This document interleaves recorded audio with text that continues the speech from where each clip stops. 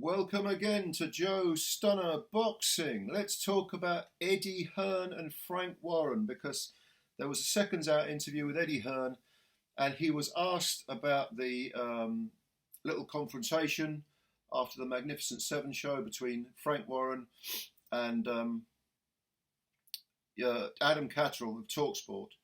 That's the first thing I want to talk about just briefly because I've already done a video on this, so I won't go into it again too deeply, but basically, I felt that it appeared that Frank Warren had sort of ambushed Adam Catterall, who had his rucksack on and looked like he was about to leave, and he sort of filibustered Catterall in a sense, and Catterall caught unawares, not really able to think on his feet.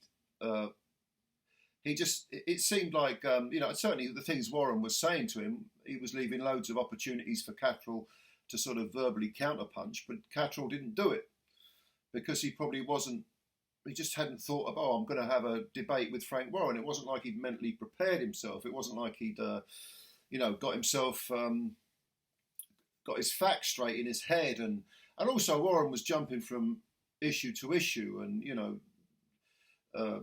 it was all a bit, it kind of did smack of someone ambushing another person verbally and just battering them. And Hearn was, considering he's, not Warren's best friend, he's not Catterall's best friend either, but he was saying, no, you should, if you're going to talk crap on the radio, you've got to be prepared to back it up as and when. And okay, that's an argument you can make. He seemed like he was, he seemed like he was pretty much saying, well, I don't blame Warren for doing what he did. I suppose you could argue that. If somebody had talked trash about me and I suddenly saw them, I'd be saying, well, hang on a minute, I want a word with you. And it's not like I would say, oh, well, I'll let them get their side of the story straight, and then I'll move in. No, I would be saying, come here, I want to have a word with you. And then I would rail on them verbally. And that appeared to be what Frank did. And Hearn was quite sort of in Frank's corner, if you like. So there's that issue, but during the seconds out interview, there was something that was raised that I thought was really very interesting. And that was the subject of, it wasn't actually raised, it was almost mentioned incidentally by the interviewer, because he said to Eddie Hearn, people have suggested that you're no longer number one in Britain. And I think that's interesting. And it's sort of because we are coming off the back of a really fantastic Queensberry show, which was the Magnificent Seven show. Brilliant show. Best domestic show of the year by far. And domestically, you have to say Frank's back in the game, to put it mildly. I mean, at the very least, he's back in the game. Eddie's domestic shows have not really torn up any trees.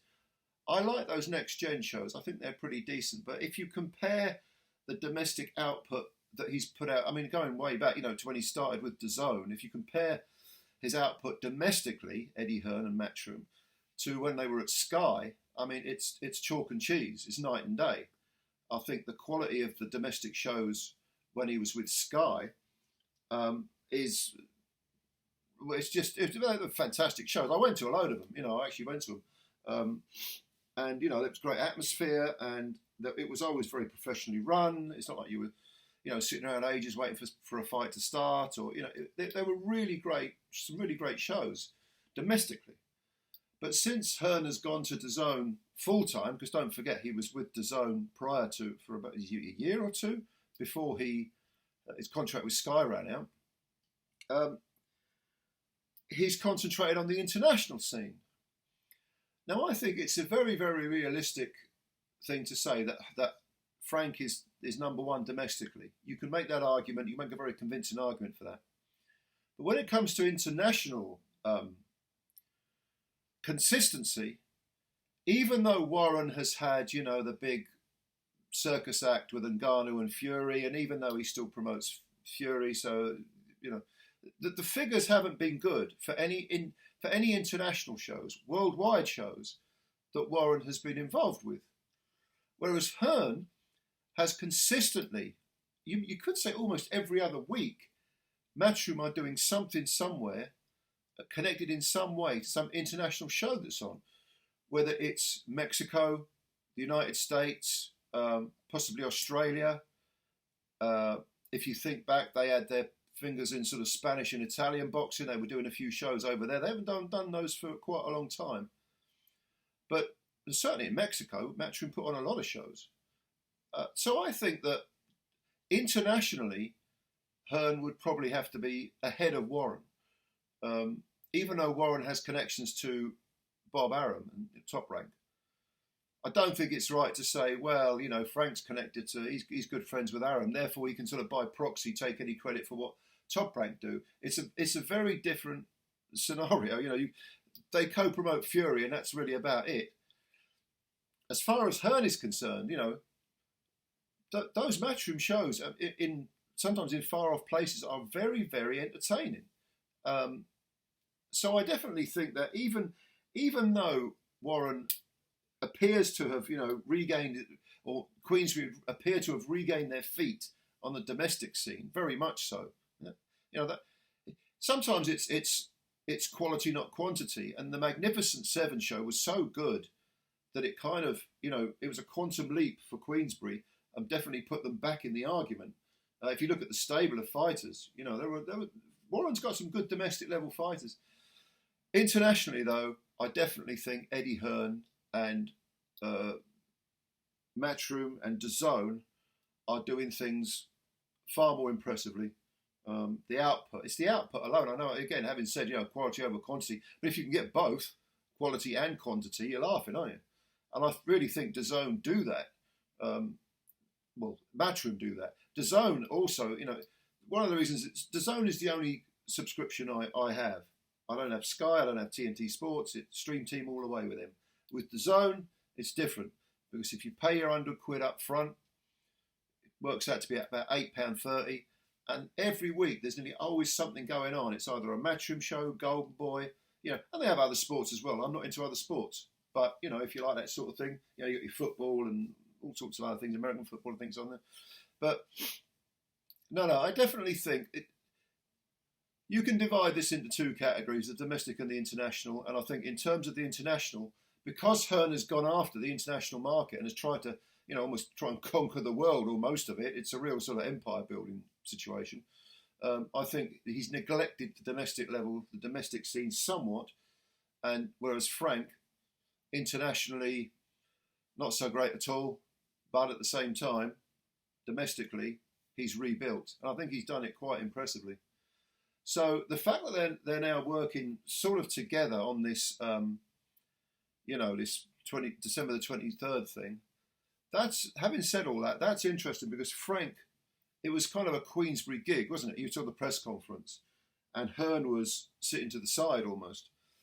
So the fact that they're now working together, that's interesting as well. And it'll be interesting to see if they, get together on future occasions when there isn't huge amounts of Saudi money flying around. Maybe they could do something together domestically. Maybe we could have, Queensberry fighters fighting Matchroom fighters. They've done it in the past. People have gone over to the so-called other side of the street.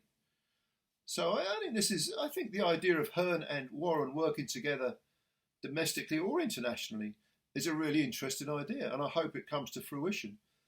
Because there's no doubt that, for many, many years, certainly when Eddie was at Sky, Matchroom was streets ahead of Queensberry. And for several years, Warren was sort of concentrating on trying to build up Box Nation. And it was a gallant effort, but it didn't really work. They had some good fight cards on. Production values were very low, but certainly compared to Sky, it was like, it was like, small all stuff compared to arena stuff.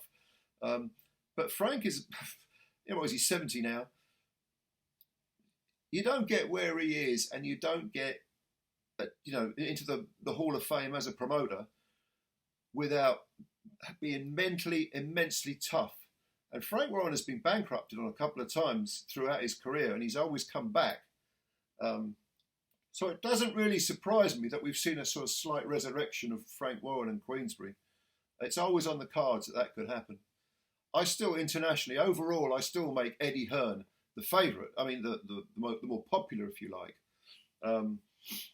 But yeah, credit to Warren and Queensberry for that show on Saturday. It was magnificent, the Magnificent Seven. Let's have another one, Frank. Come on, get your finger out. But I'll be interested. I think it's interesting to see whether Hearn and Warren work together, both internationally. But I'm really interested to see if they can cross over on the domestic scene and put some domestic shows, joint domestic shows on. Let's do that. Let's have more of that. You know. And the same goes for others as well. I mean, Boxer, when Ben Shalom came into the game, was, I want to work with other promoters and everything. He's fallen out of bed on that one, hasn't he? I mean, let's be honest. He hasn't handled certain fighters' careers well at all. He's come across as being sort of out of his depth, whether he is or not, whether you agree. That's the impression. Some of his fighters have not got the opportunities that you thought they would have done. He's pulled them out of purse bids and so on. But, better late than never. Maybe he could do some work with other people. He works with Mick Hennessy, for example. I know that. What about him trying to work again with Matchroom, putting aside the egos, work with Matchroom and Frank Warren, and Queensberry. I'm all for this cross-pollination of promoters. If it creates fights for the fans and opportunities for the fighters, why not? Why should you restrict your fighters? Otherwise, you end up in some sort of cult like PBC is. So anyway, those are just a few thoughts. What do you think about the whole Warren-Eddie Hearn thing? Do you think Matchroom are ahead of Queensberry or the other way round? Do you do like I do, sort of judge it in two camps, domestic, because obviously we're living in the UK, so the domestic scene is very important, and then international? What's your feeling? Do you think the promoters should work together? If so, which matchups would you make with that, crossover of promoters? Leave your comments below. I'm always interested to read them. Thanks for your time as always. Please subscribe to the channel if you're new and hit the like button as well. And I'll reply to your comments, and you take care of yourselves, and bye for now.